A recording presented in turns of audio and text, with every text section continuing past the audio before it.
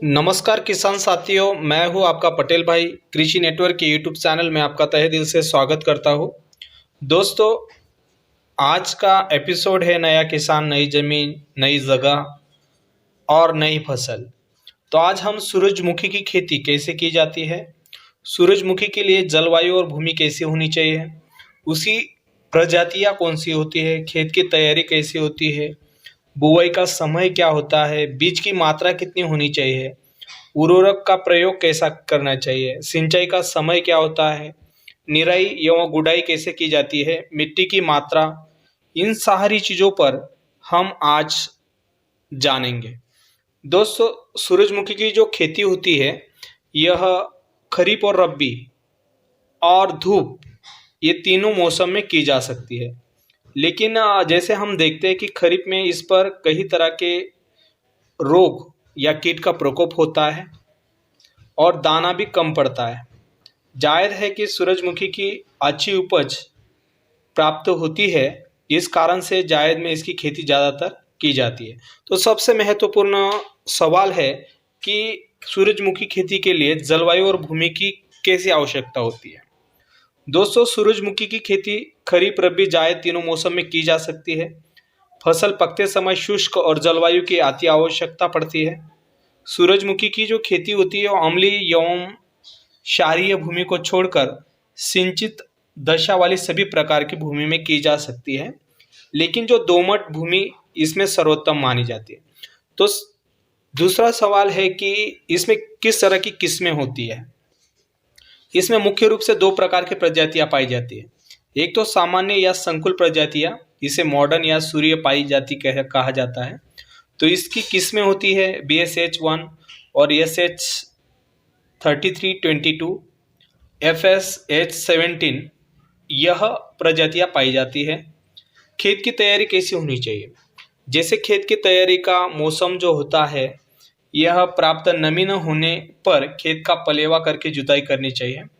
और जैसे हम जुताई करते हैं तो मिट्टी पलटने वाले हल से तथा बाद में 2 से 3 जुताई देशी हल या कल्टीवेटर से करना आवश्यक होता है। और मिट्टी को भुरभुरा करना बहुत ही महत्वपूर्ण माना जाता है। बुआई का समय क्या होता है। तो जायज़ है कि सूरजमुखी की जो बुआई होती है, सर्वोत्तम समय फरवरी या दूसरा पखवाड़ा, इस समय बुआई करने में मई के अंत पर जून के प्रथम सप्ताह तक फसल पककर तैयार हो जाती है। यदि देर से बुआई की जाती है तो पकाने पर बरसात शुरू हो जाती है और दानों का नुकसान होता है।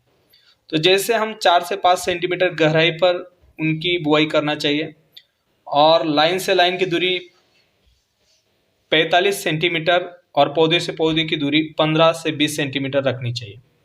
बीज की मात्रा अगर हम देखते हैं तो जैसे हम संकर प्रजातियां देखते हैं तो 5 से 6 किलोग्राम प्रति हेक्टर बीज लगता है। यदि बीज की गुणवत्ता, जमाव गुणवत्ता 70% से कम हो, बीज मात्रा में बढ़कर बुआई करना चाहिए। दोस्तों, बुआई से पहले हम 2 से 2.5 ग्राम थीरम प्रति किलोग्राम को शोधित करना चाहिए। बीज को बुआई से पहले रात में 12 घंटा भिगोकर सुबह से 3 से 4 घंटा छाये में रखना चाहिए। दोस्तों, किस तरह के उर्वरकों का उपयोग होता है। सामान्यतः सबसे पहले तो मृदा का मतलब जमीन का हमें परीक्षण करना चाहिए और उसमें लगने वाली जो मात्रा है उसके हिसाब से उसे हमें देना चाहिए। सामान्य उर्वरकों में जैसे नत्रजन है या फास्फोरस है, पोटैश है, इनका ज़्यादा से ज़्यादा उपयोग किया जाता है। सिंचाई का समय अगर देखते हैं तो बुआई के बाद 20 से 25 दिन में हल्की स्प्रिंकल करना चाहिए और 10 से 15 दिन के अंतराल में सिंचाई करना चाहिए। 5 से 6 सिंचाइयों की आवश्यकता होती है।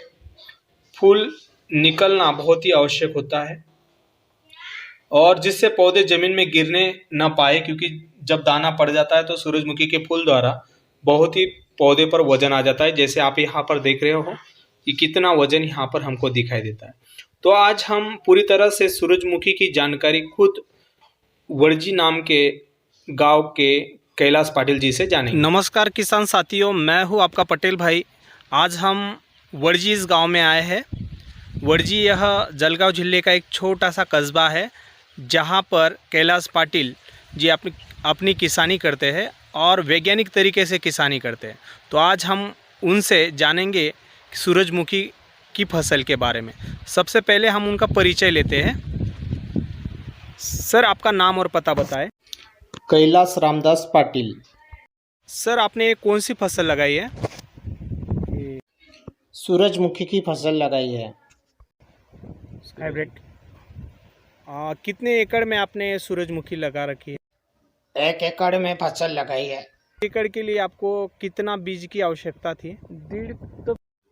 1.5 से 2.25 किलो बीज की आवश्यकता थी। आपने जो ये सूरजमुखी लगाई है कौन सी किस्म है? Flower hybrid. आपने ये कहाँ से खरीदा है? ये बड़गांव गजेंद्र कृषि केंद्र से। तो जब हम बीज को खरीदते हैं तो कौन सी बात की तरफ ध्यान देना आवश्यक होता है? ये बीज अच्छा है क्या झूठा है ऐसा, पर उन्होंने बोला कि ये तुम लगा के देखो ये बार, तो हमने उनके इससे ये थैली लगाई हमने। हाँ, मुख्यतः इस फसल में कौन से खाद की आवश्यकता होती है?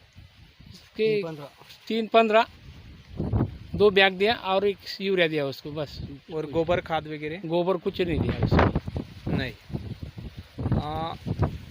सर जी, हमें बताइए कि जो फसल है इसमें पंक्ति पंक्ति में दूरी और पंक्ति में कितनी दूरी होना चाहिए? पेड़ में कितनी जो दूरी होना चाहिए? 1.5 फुट। तो ऐसी इसके अंदर कितनी होती है? अपना 2 फुट का। 2 फुट का हाँ। गाला होता है।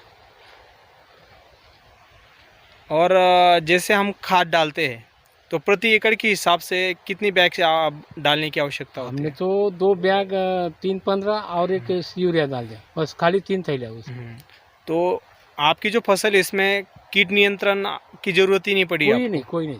और क्योंकि किसी प्रकार की बीमारी ही कोई चीज़ इस पे नहीं दिखाई? नहीं कुछ नहीं उसमें, हाली नहीं, कोई नहीं, कोई जो रोग राई नहीं। सर, आपने जब सूरजमुखी की बुआई की तो वो कौन से महीने में बुआई की थी? ये श्रावण महीने में। श्रावण महीने में। मतलब अंग्रेजी महीना कौन सा आता है?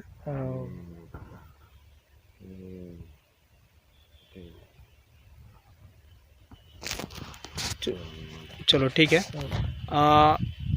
सर जी, इसमें मुख्यतः कौन से प्रकार के कीट या रोग का प्रादुर्भाव होता है? पहले बात तो कोई नहीं, इसमें कोई रोग नहीं, कोई नहीं।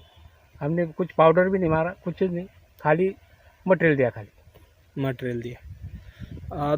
तो आपको एकड़ के हिसाब से कितना निवेश की जरूरत पड़ी? मेरे अंदाज से तो कम से कम 11-12 क्विंटल तो एकड़ में आने को। कितना खर्चा हुआ? 5-6 हज़ार रुपया खर्च हुआ। 5-6 हज़ार रुपये खर्च कुछ नहीं उसमें। तो आपने ये जहाँ से खरीदा वो बीज का प्राइस क्या था, वैल्यू क्या थी? वो 1250 की थैली थी। 1250। और खाद में मटेरियल? हाँ, उसको क्या कुछ नहीं, 3-15 दिया, 2 बैग। तो कितनी की आई थी वो? 1180। 1180। तो इस फसल को सिंचाई की आवश्यकता कितनी बार होती है? क्या 1-2 बार चलता, उसमें कोई नहीं ऐसा। हाँ, तो ये कम सिंचाई में आने वाली फसल है। सर, हमें एक बताइए कि जब हम इसकी कटाई करते हैं तो कितने महीने के दौरान ये फसल आ जाती है? 2.5-3 महीने लगते हैं। 2.5-3 महीने लगते हैं। तो अगर हमने देखा तो अभी कई किसानों आप बुआई कर रहे हैं लेकिन आपका जो फसल है वो काटने पे आई है, तो आपने सबसे पहले लगाई थी क्या? हाँ। तो पहले लगाने से फायदा क्या होता है? अगर से उतारा चबट्टा ये वाले में उसका ज़्यादा ही रहता, वजन अच्छा रहता। प्रति एकड़ के हिसाब से आपको कितना उत्पादन आने की? मेरे अंदाज से तो कभी 11 से 12 क्विंटल के आगे आने को नहीं। 11 से 12 क्विंटल। तो आप सूरजमुखी की बिक्री कहाँ पे करते हो? ये अपना पाचोरा। सर, हमें एक बताइए कि आपको कितनी उत्पादन का शुद्ध लाभ मिलता है? अभी हमारा अंदाज तो कम से कम तो 60-70 हज़ार के आगे जाएंगे, ऐसा अंदाज तो है। म्हणजे वैसा आहे। हाँ, जब भाव। सर, जैसे हम देखते हैं कि कई किसानों ने अलग अलग फसल लगा रखी, लेकिन आपने यही फसल क्यों चुनी? उसको खर्चा कम है, उत्पन्न ज़्यादा है, खर्चा कम है इसमें। उत्पन्न ज़्यादा है और हाँ। खर्चा कम है। कम है। तो आप इस फसल में खरपतवार का नियंत्रण कैसे करते हो? निन्नी हाँ, निंदी हुई 2 बार, हम बस बाकी जोड़ी से हाँ, कोलवटे से हाँ, तो बैल जोड़ी का इस्तेमाल बैल जोड़ी करते का इस्तेमाल। हैं। जो किसान हमारे भारतीय किसान हैं, अगर उन्हें इस फसल को लगाना है तो आप क्या सुझाव देना चाहोगे उन्हें? बहुत अच्छा है। म्हणजे शेतकरीने तो बहुत इसके तरफ ओढणे को ना, वो बहुत अच्छा है। और उसको खर्च कम है और कुछ ज़्यादा मेहनत नहीं, पाउडर नहीं, कुछ चीज़ नहीं इसका। और मार्केट के हिसाब से अगर आप देखते हो तो ये फसल बहुत ही अच्छी है। अच्छे तेल भी आने का है ना। तेल भी आने। तो तो आपने हमारे कृषि नेटवर्क को बहुत अच्छी जानकारी दी, इसके लिए आपका धन्यवाद। नमस्कार, धन्यवाद।